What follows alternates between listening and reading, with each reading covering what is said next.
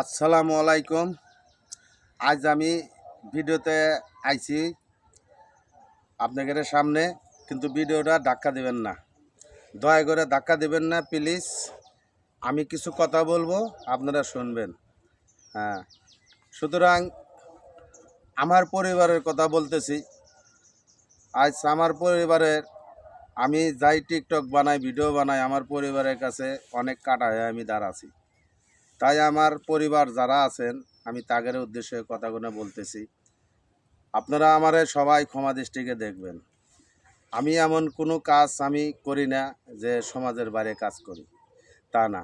হয়তো বলবেন যে টিকটক ভিডিও বানায়, চ্যানেলে ভিডিও বানায়, তে নামাজ কালাম পড়ে না কেন? তে আল্লাহ দিলি নামাজ কালামও 5 ওয়াক্ত হয়তো না পড়লাম, কিন্তু শুক্রবারের নামাজ পড়ি, মাঝে মাঝে পড়ি। আর আমার পরিবারের সবার কাছে আমি দোয়া চাই, আমার জন্য সবাই দোয়া করবেন, আমি জানি 5 ওয়াক্ত নামাজ পড়তে পারি।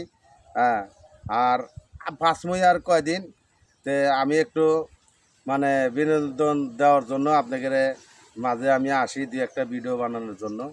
তে দয়া করে আমার পরিবারের কাছে আমি ক্ষমা প্রার্থী। হ্যাঁ, দয়া করে কখনো আমারে ভুল বুঝবেন না, আমার ভুল বুঝবেন না, আমার জন্য দোয়া করবেন। আমি জানি 5 ওয়াক্ত নামাজ পড়তে পারি, আর আপনাদের জন্য জানি আমি দোয়া করে পারি। খোদা হাফেজ।